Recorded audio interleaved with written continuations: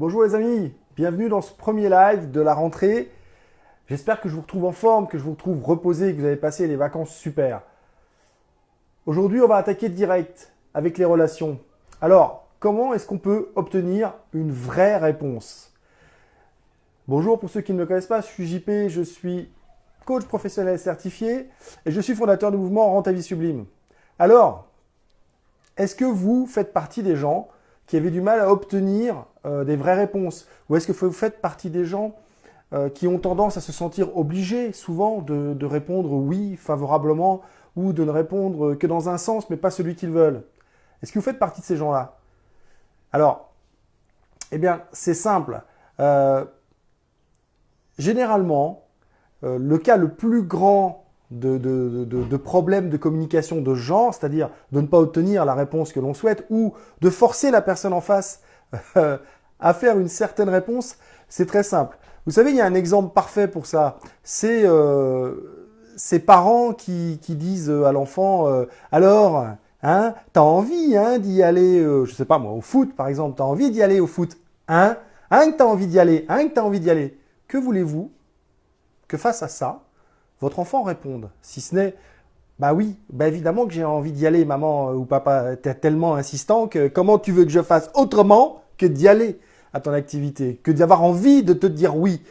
Donc, on sent bien que dans cette façon de poser la question, il y a une orientation très poussée, très puissante. En plus, souvent, c'est un des deux parents qui pose la question, ou même voire les deux, qui insistent parce que eux ont très envie que l'enfant participe à l'activité ou participe au loisir. Et c'est leur envie à eux, finalement, qui va être récompensée. Et pourquoi je fais ce live-là en début d'année, en rentrée scolaire? Parce que la rentrée scolaire, c'est le moment où on inscrit tous les enfants aux activités, aux loisirs, dans leur club. Pour exemple, vous voyez, ce week-end, Sandra, ma femme, a voulu aller voir un petit peu ce qui se faisait en termes d'associations, à la journée des associations qui avait lieu dimanche. Ils étaient tous logés à la mairie. Eh bien, pour pouvoir accéder à tous les stands, il fallait faire la queue plus de 2 heures. Ça vous donne une idée du nombre de personnes qui sont venues, qui étaient là pour s'inscrire à des activités. Et donc, ça vous donne une idée du nombre d'enfants qui ont dû répondre oui à leurs parents, alors que peut-être ce n'était pas du tout ça qu'ils avaient envie de faire le mercredi après-midi ou le samedi après-midi. Donc, comment obtenir une vraie réponse? Ben déjà, la première chose, c'est de poser des questions ouvertes.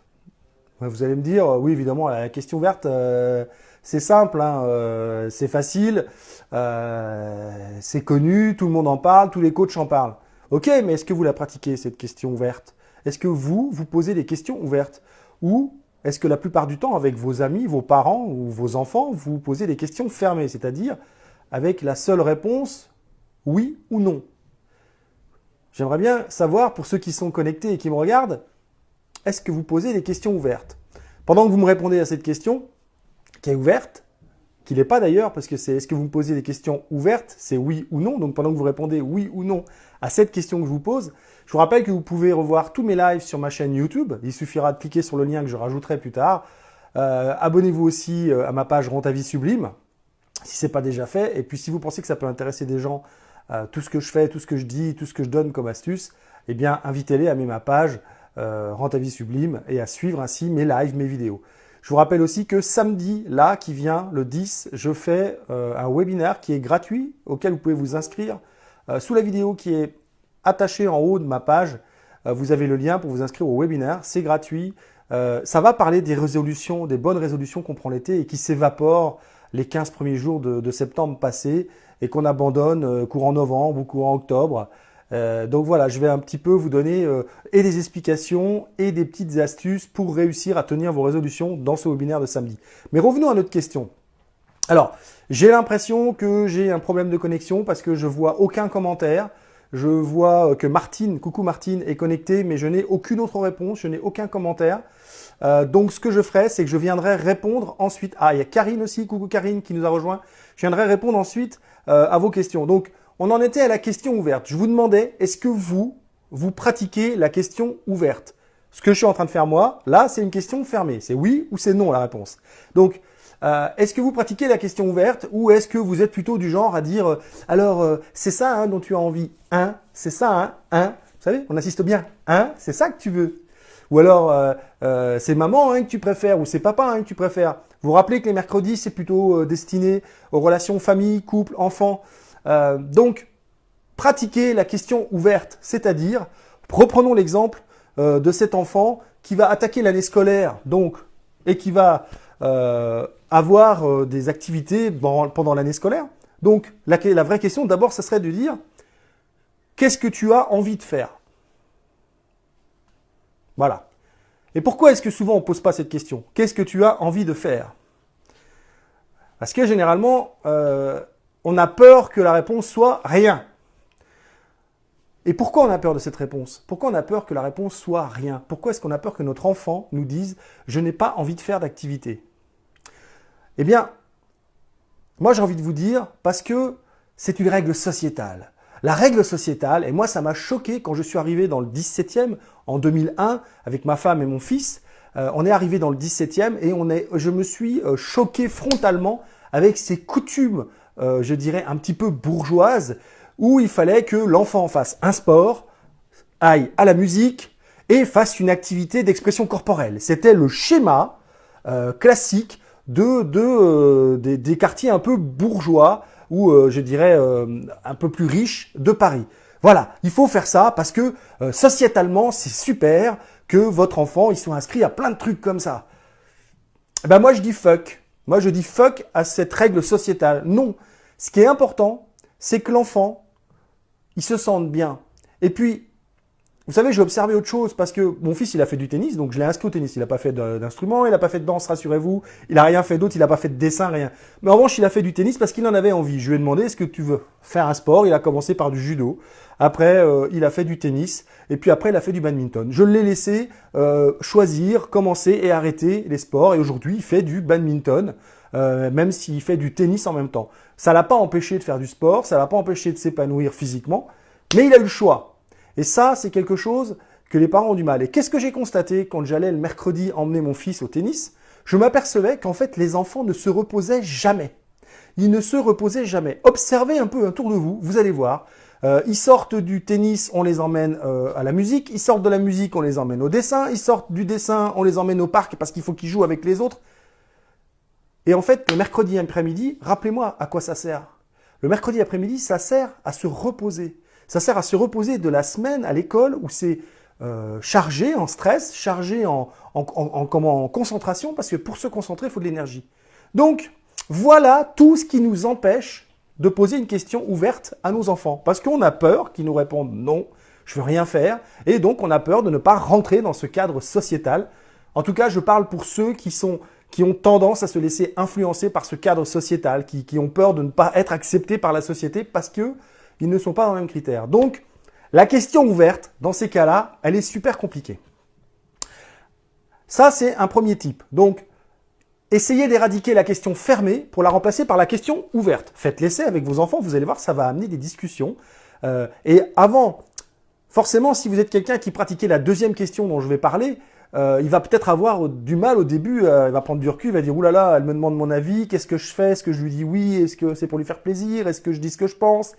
Il va peut-être pas trop savoir. Donc, soyez vraiment authentique avec lui en lui disant « Écoute, mon chéri, je te pose vraiment la question, réponds-moi ce que tu veux, je suis prêt à entendre ta réponse. Donc, qu'est-ce que tu as envie de faire cette année? Qu'est-ce que tu veux faire comme sport? Qu'est-ce que tu veux faire comme activité? Qu'est-ce que tu veux faire de tes temps libres ?» Et laissez-le s'exprimer, même si après, votre pouvoir de parent va revenir et que vous allez l'inscrire quand même à quelque chose, laissez-le au moins s'exprimer pour que vous ayez entendu au moins une fois sa réponse, sa vraie réponse. C'est pour ça qu'on est là à midi, il me semble, hein, obtenir de vraies réponses aux questions. Donc, osez lui poser cette question ouverte qui risque de vous amener une réponse qui ne vous plaît pas à vous, mais ce sera la vraie réponse. Donc, la vraie réponse, c'est pas forcément celle qui vous plaît. N'oubliez pas, ce n'est pas forcément celle qui vous plaît. C'est la réponse de celui qui est en face de vous. Et après, si la réponse ne vous plaît pas, soyez curieux de comment se fait-il que cette réponse ne me plaise pas. Comment ça se fait que ce n'est pas du tout ce à quoi je m'attendais. Soyez curieux. Je ne vais pas rentrer là-dedans parce que ça, c'est plutôt la curiosité, mais soyez curieux de la réponse qui ne vous plaît pas. Comment se fait-il qu'elle ne vous plaise pas? À quoi vous obéissez quand vous posez cette question? Donc ça, c'était d'être capable de poser une question ouverte et d'accepter la réponse qui allait être faite. Parce que souvent, vous savez, on se pose des questions, ce qui ne nous plaît pas, ce sont les réponses. Et c'est pour ça qu'on n'avance pas dans notre vie. Le deuxième type de questions, c'est les questions appuyées. Vous savez, comme je faisais au début. C'est ah, c'est du foot que tu as envie de faire. C'est du foot. Je sais bien que c'est ça. C'est du foot. Ça, c'est pas une question.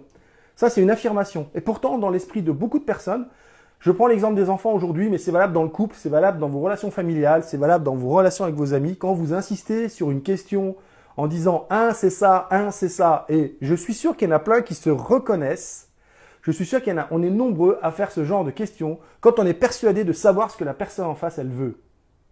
Est-ce que nous sommes des lecteurs de pensée? Est-ce que nous sommes capables de lire dans la tête des autres?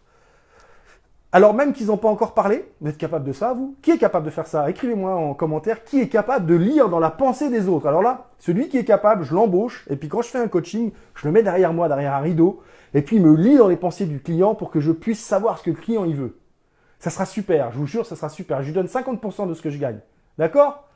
En attendant, moi je suis pas capable de lire dans les pensées. J'ai des intuitions, je ressens des choses fortement, et je les offre à l'autre. En lui disant, écoute, j'ai la sensation que, j'ai l'impression que, je ressens que, l'impact que ça a sur moi, c'est ça. Et vous lui dites, voilà, est-ce que je peux te dire quelque chose? Et vous lui proposez ce qui vient. Vous lui posez la question qui vous vient. Tout en étant capable, là encore, de lâcher le fait que peut-être c'est pas la bonne chose, ou peut-être c'est pas la bonne question.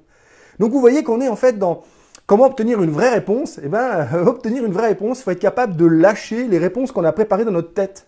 Parce que souvent, on s'est fait tout plein de réponses dans notre tête.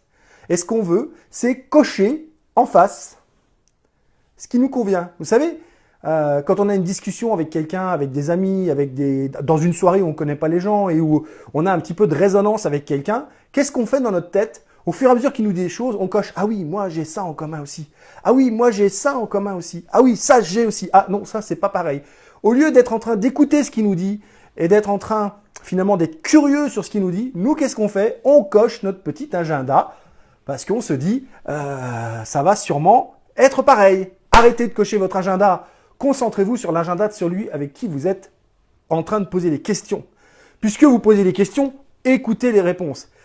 Ça, c'est le deuxième défaut dans ces questions qui sont appuyées, c'est que souvent, on n'écoute pas la réponse. On pose une question, en appuyant un peu, la personne nous répond quelque chose, et tout de suite, on repose une question dessus sans même savoir ce qu'il y a derrière cette réponse. Maintenant, j'arrive au troisième style de questions, et ça, c'est souvent les questions que l'on pose pas. C'est les vraies questions. En fait, quand vous êtes en train de demander à quelqu'un quelque chose, est-ce que vous posez la vraie question? Est-ce que vous allez directement au but? Est-ce que vous êtes clair? Est-ce que vous êtes direct? Est-ce que la question est courte? Par exemple, reprenons l'exemple de l'enfant. Mon chéri, quelle activité veux-tu faire cette année? Là, vous lui disiez pas le choix de faire une activité. Quelle activité? Vous ne lui demandez pas qu'est-ce que tu veux faire de tes mercredis après-midi cette année? Vous lui dites qu'est-ce que tu veux faire comme activité. Donc déjà, il n'a pas le choix. Vous voyez, la question est déjà orientée. Donc revenez en arrière quand vous posez la question et dites qu'est-ce que tu veux faire de tes mercredis après-midi cette année? Là, la question est super méga large, elle est claire, elle est directe. On te demande clairement ce que toi tu veux faire. Peut-être l'enfant il va dire je sais pas moi, toi qu'est-ce que tu veux que je fasse?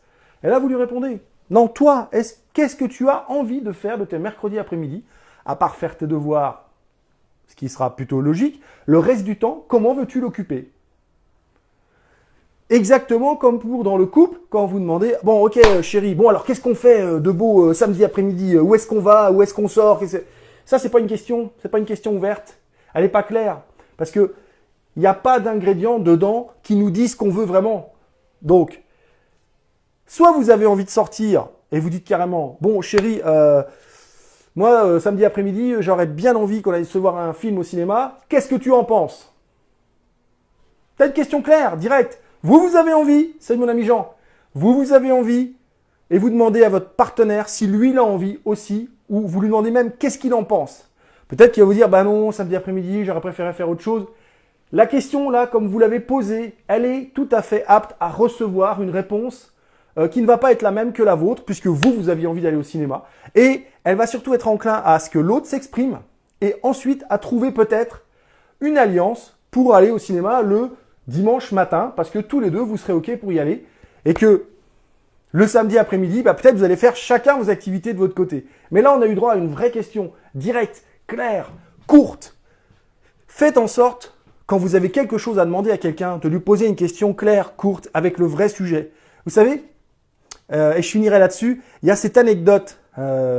Souvent dans les couples, que ce soit la femme ou l'homme, on s'en fout complètement, mais il y en a un des deux, au moment de son anniversaire, il reçoit ses cadeaux, et puis il est déçu, parce qu'il n'a pas le cadeau qu'il voulait absolument.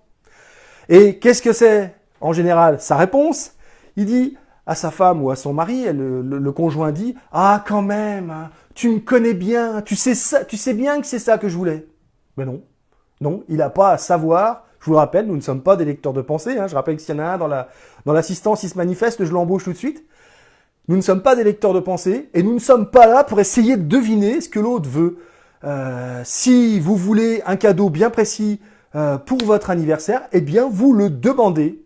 Vous posez la question, est-ce que pour mon anniversaire, tu peux m'offrir ce magnifique cadre avec cette belle photo d'artiste que j'ai repéré. Voilà, vous avez émis le souhait. Et au moins, vous êtes sûr d'avoir ce que vous aviez envie d'avoir. Mais vous attendez pas que l'autre devine ce que vous voulez. Vous lui posez la question directement. Est-ce que c'est possible que tu m'offres ça? Est-ce que tu peux me l'offrir? Ça, c'est direct. Ça, c'est clair. Ça, c'est court. Et vous êtes sûr d'avoir une réponse claire. Peut-être ils vont dire, non, c'est un peu cher, mais j'en ai vu un autre qui... Vous voyez, on peut...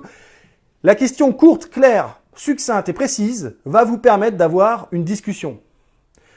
Et n'attendez pas que les gens viennent vous questionner comme ça, spontanément, sans avoir rien demandé. N'attendez pas qu'on essaye de lire dans vos pensées. N'attendez pas que tous les gens soient tout le temps en train d'essayer de combler vos désirs. Quand vous avez envie de quelque chose, posez les questions. Donc, j'espère que c'est un peu plus clair pour vous en ce qui concerne les questions qui vont obtenir des réponses. Eh bien, les questions qui vont obtenir des réponses, c'est simple. Ce sont des questions ouvertes, non appuyées, et qui vont être claires, directes. Et c'est quoi le troisième truc? Vous vous rappelez? J'espère que vous n'êtes pas redevenu poisson rouge. Courte, succincte, d'accord?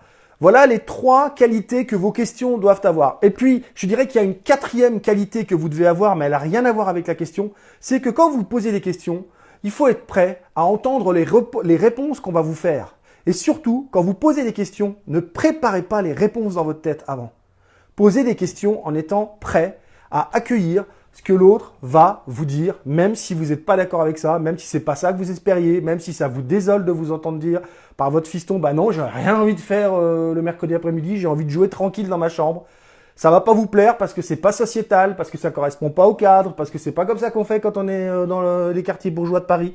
Mais néanmoins, si vraiment vous voulez dire aux autres, moi mon fils, je l'écoute, ou ma fille, je l'écoute, et elle fait ce qu'elle a envie de faire pour s'épanouir, eh bien c'est ça que vous devez faire, c'est que vous devez être capable d'accepter sa réponse et de prendre sa réponse comme telle. Après, vous pouvez toujours négocier, mais dites-vous bien que ce que vous allez négocier, l'enfant, il va pas le faire pour vous. Il va pas le faire pour lui, pardon, excusez-moi, si c'est le contraire. Il va pas le faire pour lui, il va le faire pour vous, et uniquement pour vous, et pour vous faire plaisir. Alors posez-vous cette question. Quand vous posez une question, qu'est-ce que vous voulez? Vous voulez que les gens soient francs, authentiques et clairs avec vous? Ou vous voulez absolument qu'ils vous répondent ce que vous attendiez qu'ils répondent? Je vous laisse avec cette question. Je vous dis à bientôt. N'oubliez pas, abonnez-vous à ma chaîne Rends ta vie sublime si ce n'est pas fait, à ma chaîne YouTube aussi si ce n'est pas encore fait. Vous serez informé de toutes les vidéos. Parce qu'en plus des lives, il y aura des petites vidéos de temps en temps, un peu comme ça, un peu acide nitrique. Et puis, vous pouvez inviter des amis si vous pensez que ça va leur servir de suivre mes vidéos, d'avoir mes conseils, peut-être de répondre à mes questions en direct. Je suis pas d'accord avec toi, Karine. Si on pose une question, c'est qu'on veut savoir. Non, ça c'est la théorie et c'est parfait, effectivement. Mais la majorité des gens posent des questions, se posent des questions et n'acceptent pas parce qu'elles ne correspondent pas à ce qu'ils attendaient de ces questions. Donc, je ne renvoie pas le débat et je vous finis en disant voilà. Donc, vous pouvez inviter des amis à aimer ma page et puis surtout, n'oubliez pas, vous êtes le principal outil de votre changement de vie. Moi, je ne suis que celui qui les apporte, que celui qui met la lumière sur les endroits que vous devez améliorer ou que vous avez envie d'améliorer. Je vous dis à demain. sur ma page. Et puis, je vous dis sûrement à samedi dans le webinaire, rappelez-vous, pour passer et garder ces résolutions plus loin que le mois de septembre ou le mois d'octobre. Allez, ciao!